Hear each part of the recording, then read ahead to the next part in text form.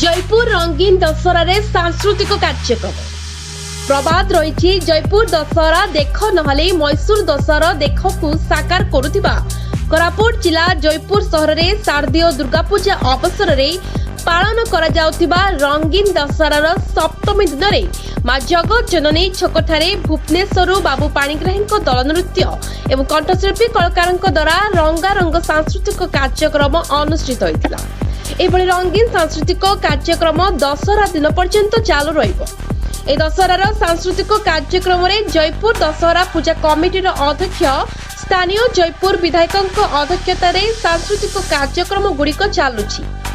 ए कार्यक्रम में मुख्य अतिथि भावे विधायक एवं सम्मानित भावे जयपुर पौर अध्यक्ष नरेंद्र कुमार महांती, पौर कार्य निर्वाही अधिकारी सिद्धार्थ पट्टनायक, जयपुर उपखंड पुलिस अधिकारी हरीश विशी और पौरर काउंसिलर माने मंचासी नथिले। यह अवसर में विधायक कार्य निर्वाही अधिकारी, आरक्षी अधिकारी, पौर अध्यक्ष द्वारा किसी विशिष्ट व्यक्ति को सम्मानित करा जायतिला। नृत्य एवं सांस्कृतिक कार्यक्रम होइतिला। ब्लॉक प्रतिनिधि जयपुर पी गोपाल राव को रिपोर्ट, कलिंग समाज लाइव।